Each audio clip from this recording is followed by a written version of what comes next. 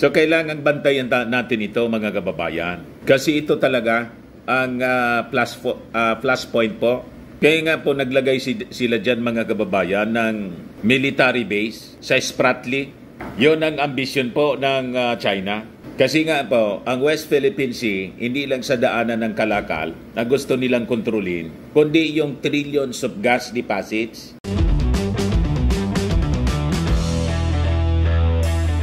Ito naman po yung bago naming product na binibenta online.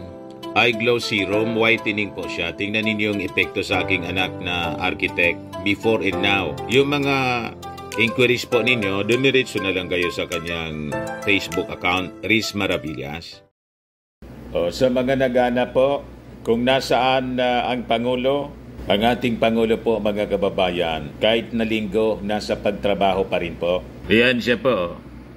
Kasama yung mga tropa natin sa West Philippine Sea with DND Secretary Gibo Chodoro. Tinaganap kasi po mga kababayan ng mga DDS kung nasaan yung ating Pangulo daw. Pati ni Franz Castro ng AK Party List, nasaan na niya yung ating Pangulo? Bakit hindi pa nagsasalita? Sa issue po ng latest incident sa Ayungin, tahimikan niya, no comment pa. Igagaya man ninyo sa inyong patron na si Inday na laging no comment.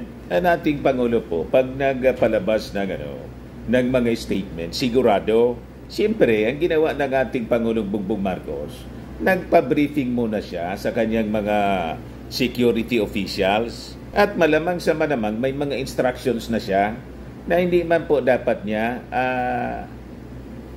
ina-announce. Ganun po ang isang commander-in-chief. Dapat maingat sa pagbibitaw ng mga pananalita kasi ang objective ng ating gobyerno po, ng administrasyong ito, hindi gatungan yung gulo. Sabi nga natin, to de-escalate. That is the policy. Hindi ko mo naglabo-labo na po doon sa West Philippine Sea, sa Ayungin. Makikipaglabo-labo man agad tayo. Hindi po ganun ang pag-handle ng conflict. Gusto kasi ninyo gantian. May panahon po para sa in everything, sabi po sa Ecclesiastes, di ba? In everything there is a season in time.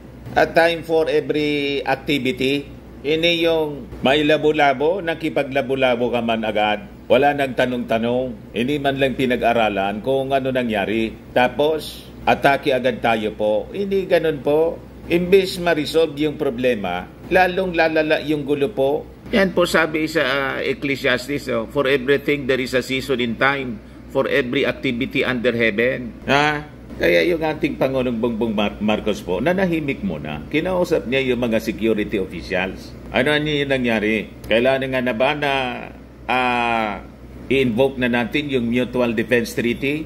O nung ma-assess nila, hindi pa man niya kailangan. O di mabuti po para ma-avert natin ang mas malala na kaguluhan po.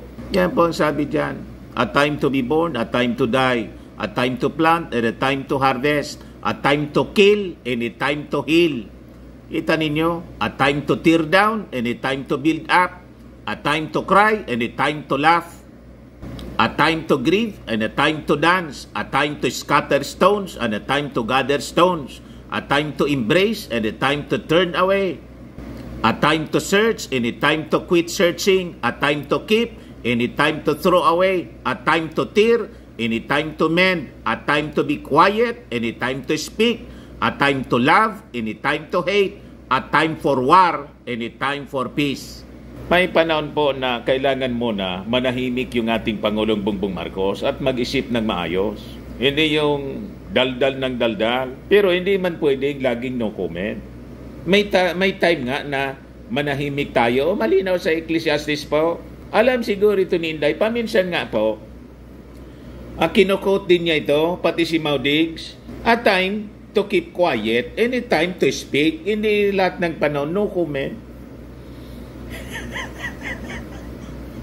Tinamaan na naman niya Mr. Maravillas. Malinaw po ang sinasabi sa Bible, sa Ecclesiastes. Yan baga A time to be quiet, and a time to speak. Hindi man pwedeng a time to no comment, all the time no comment. Dapat may balance po palagi. Igawa niya, Mr. Maravillas, pati sa preaching, may comedy. Relax lang tayo. Kahit ito po, may problema tayo dito sa West Philippines, huwag kidit. Huwag praning po. Gusto tayong maging praning ng mga DDS po. Yan ang udyok po ng China. Dapat mapraning tayo. Mataranta. Scare tactics nga po, fear-mongering, para hindi tayo makapag-isip ng tama, ng maayos. Kaya yung Pangulo na nahimik muna after that attack, that aggression, na may naputulan pong hinlalaki po. Tapos sabi, ninakaw pa ng mga Chinese yung armas natin, sinira yung ating rubber boat. Nakita ninyo sa mga videos po, para ng mga barbaro. Ganyan kasama ng ugali nila, mga kababayan. Bumalik sila sa panahon ng mga barbaro. Hindi man tayo dapat tumulad sa kanila. So ngayon, yung ating Pangulo na hinahanap po ninyo, kahit na linggo po nagtatrabaho, binisita niya yung mga tropa. Kita ninyo yung ngiti ng ating Pangulo?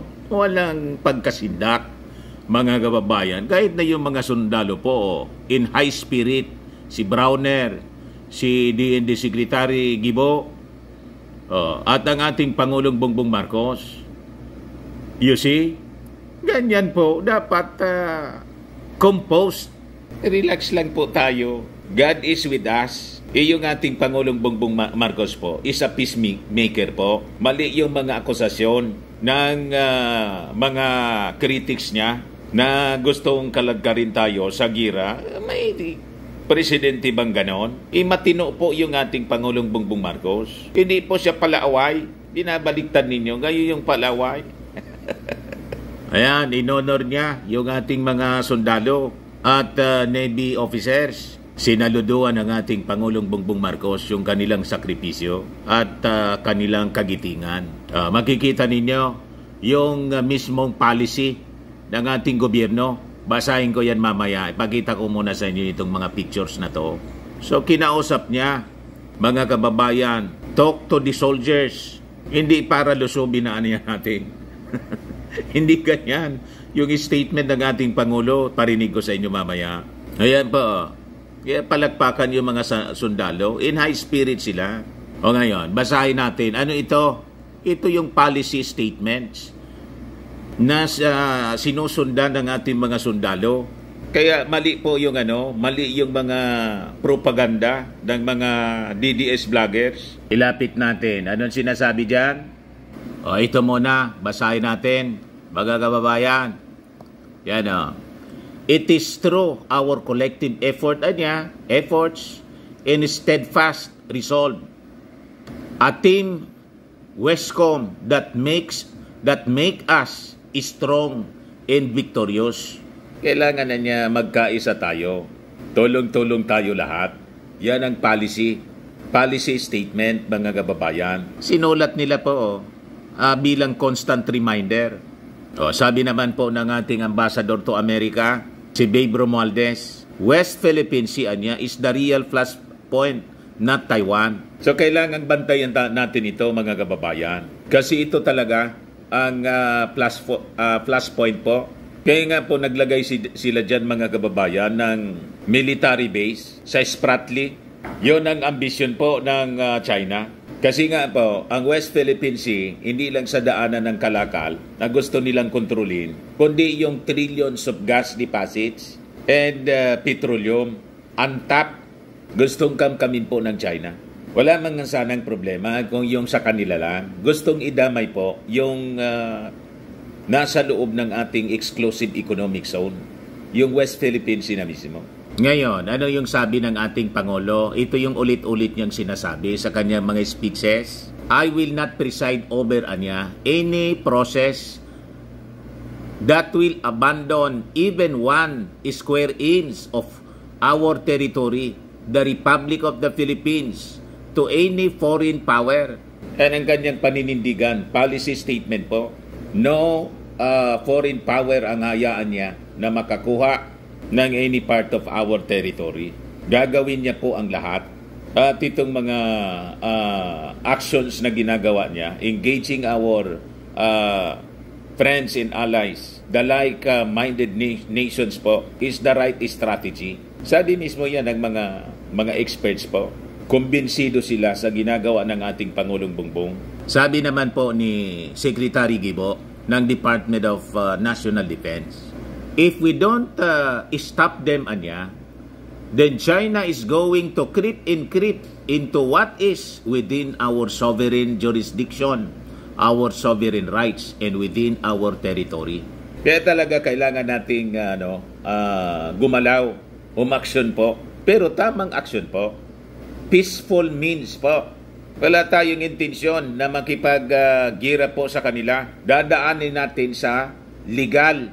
Nakasaad mismo sa as a constant reminder. Nakalagay mismo mga kababayan doon sa Westcom. Sabi naman po ni Secretary Anyo, we will continue working towards peaceful and diplomatic solutions and reinforcing alliances with like-minded nations. So ano kayo ngayon mga walang tigil sa paninira na sinasabing kinakaladkad ang ating bansa sa nilalagay sa peligro ng giyera? Walang ganun po. Kayo lang ang nagsasabi niyan para takutin ang mga mamamayang Pilipino at gatungan na mag-withdraw ng support sa ating Pangulong Bongbong para iluklok ninyo si Inday. Huwag kami. Ano pa sabi dyan? Enhancing territorial defense operation requires allocating and reallocating substantial resources, especially strategic air and naval assets. Kaya pinalalakas ng ating hindi yan lang yung alliances natin with like-minded countries, kundi mga kababayan, pinalalakas din po natin yung ating defense. Yan po ang tama, hindi yung utusan yung ating armed forces. Huwag na niya kayong magpatrolya dyan, hayaan na natin dyan, tubig lang yan, ibigay na natin sa China. Pwede na ninyo anya kaming gawing province. Tama ba naman ang ganong uri ng pag-iisip? Sabihin pang joke lang yon mga kababayan ni Maudigs. Pero tingnan ninyo ang problema natin. Inisip po ng ambassador ng China. Hindi man nagbibiro si Digong.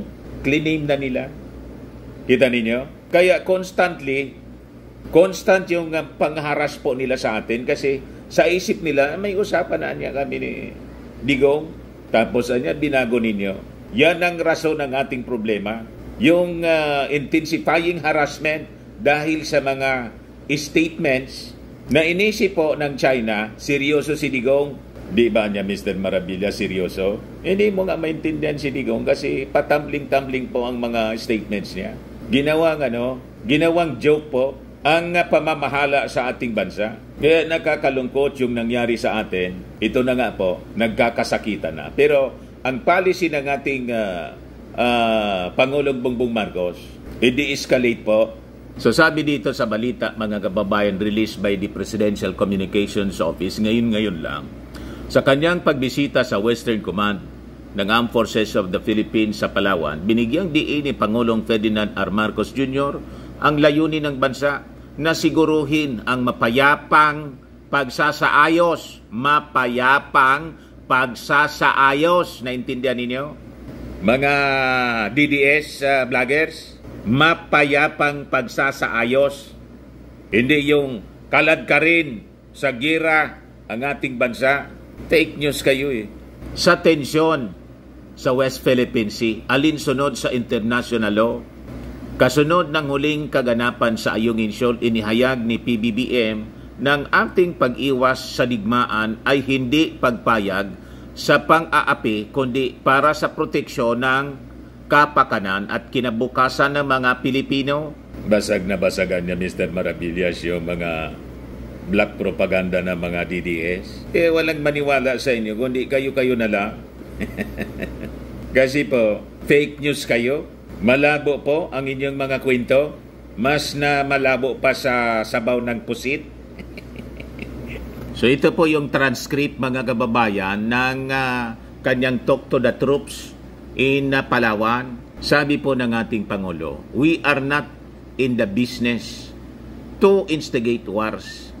Our great ambition niya is to provide a peaceful and prosperous life for every Filipino. This is the drumbeat. This is the principle that we live by and that we march by.